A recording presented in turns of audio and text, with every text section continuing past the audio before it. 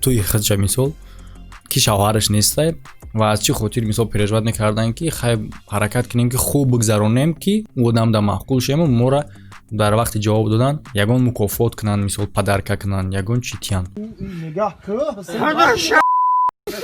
معنیش فهمیدی نمیشم او دست سر دست هیچ وقت چونه با او برابر نمیکردن و گپ میزنیم درباره همون جوانی که زنش هم خیلی روزی میشید میداد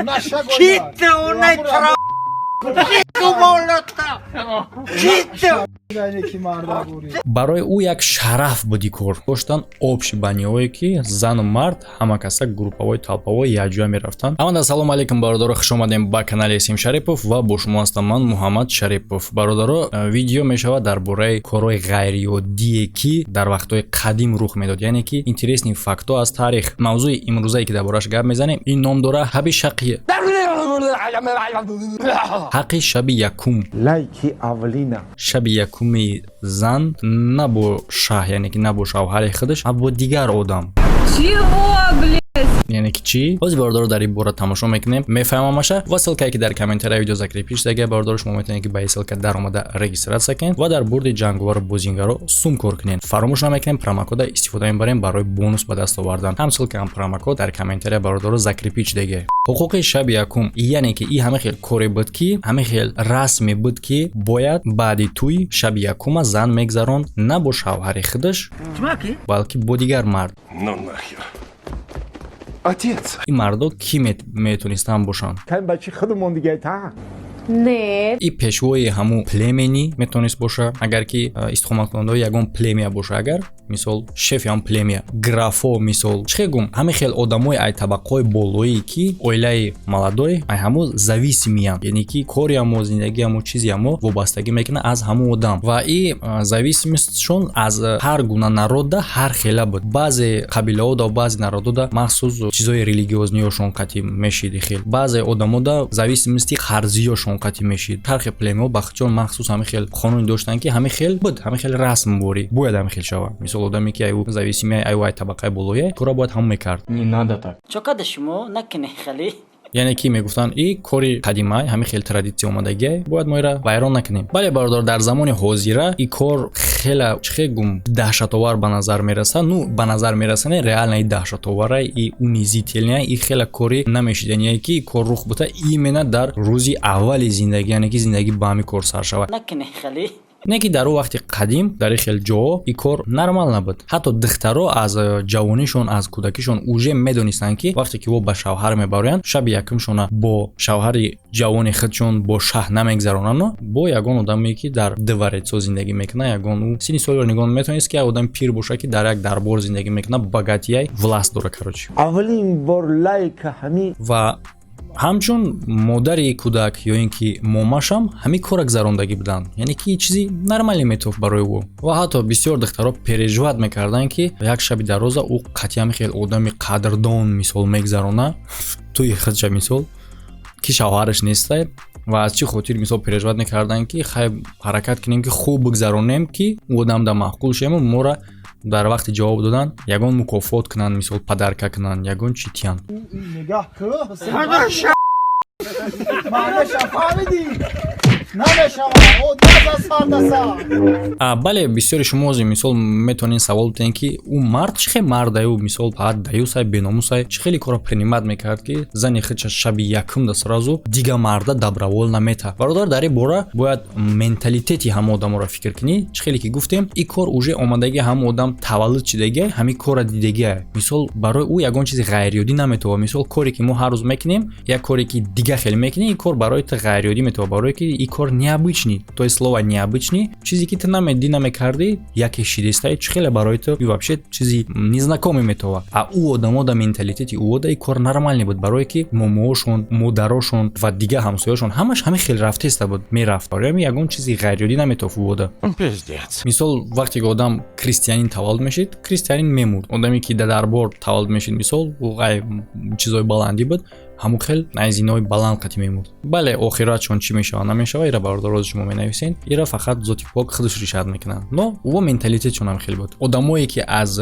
табақаи поёнӣ буданд, мисол халқи оддӣ, ҳеҷ вақт худшона баробари одамои мисол дар дворецҳо зиндагӣ мекунанд, мисол авлодои корол, мисол правителов, мисол ай табақаи болои қатӣ мисол бигем, ҳеҷ вақт худшона ба ӯ баробар намекарданд. Ва гап мезанем дар бораи ҳамун ҷавоне ки занаш ҳам хел розӣ мешид медод.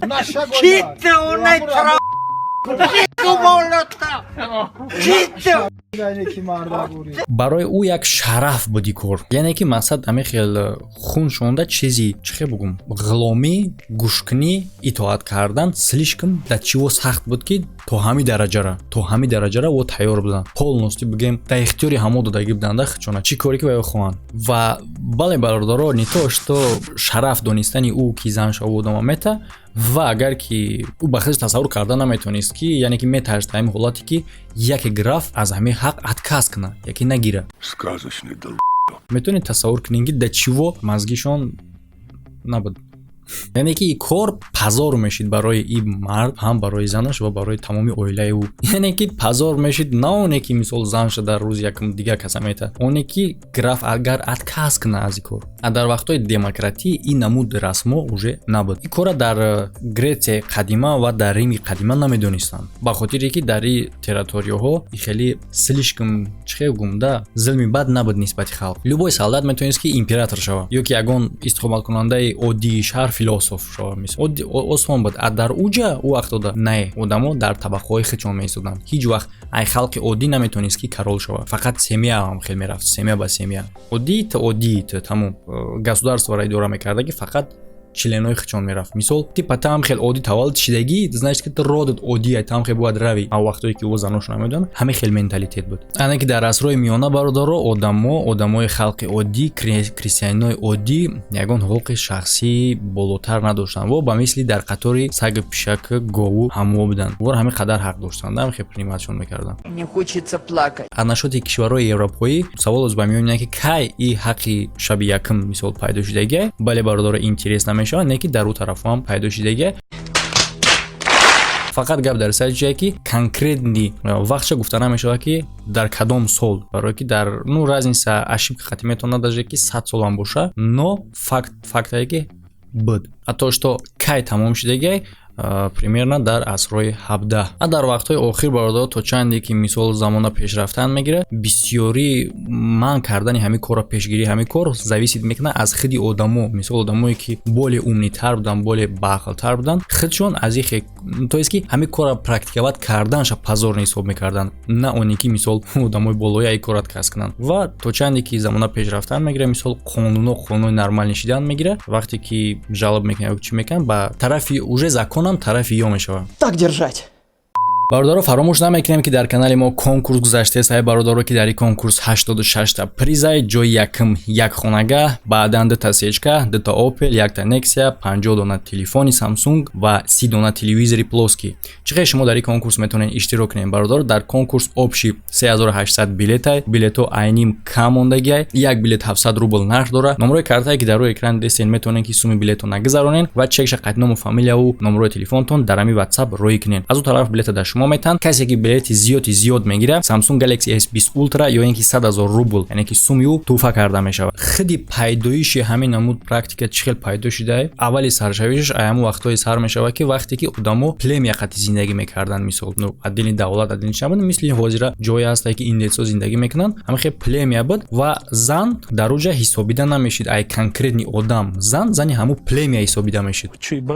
баъдан пайдо мешавад институти брак, яъне ки одамо уже ҳуқуқ доштанд ки мисол як одам определёни одамо дар худаш никоҳ кунад бигирад, не ки дар байни ём бо мемонанд ҳамин хел одамое ки ҳамин корро практиковать мекарданд. баъдан ҳамин сабаб мешавад. мисол чӣ хеле гуфтем дар уҷа графов императоро мегуфтанд ки расму оинои пешина ай бояд мо ира риоя кунем, ҳаминро дар назар доштанд. мақсад ай племия омадагиа ҳамин расму оино ну хай ёда худшонда па кайфу буд мекарданд, халқи оддӣ гӯш мекарданд барано. нашоти дига углҳои ҷаҳон агар гап занем, ин кор мешид бо дар Африка, дар племенҳое ки дар уҷа қарор доштак ва дар уҷа вожди племя, яъне ки шефошон калоношон неву духтара зан мекард бугем меҳмони қадрдоншон, яъне ки меҳмони қадрдоне ки дар туй омадагия ва бо ҳамада ну худш ҳами кор даҳшата, яъне ки бо даҳшаташ ҳамин буд ки метавониста ки хеле меҳмони қадрдон дар туй якчандта боша. Африкансо ва индиецо дар корҳои ҷинсӣ, яъне корҳои ҷинсира мисли як естествени кори оддии организм табиат мешуморидан ва ну бале хе шумориданам хато неста, но во худшона ҳеҷ вақт чихегум ай кор маҳрум намекардан ва ода фарқ надошт ки дар киҷои кор рух мета, бо ки рух мета, чӣ хел рух мета, дар пешон кияй. Короче ай ҳайвон ягон разница набуд. Изо каше, изо. Нашоти европейцо ӯ тамоман дигар хел қабул.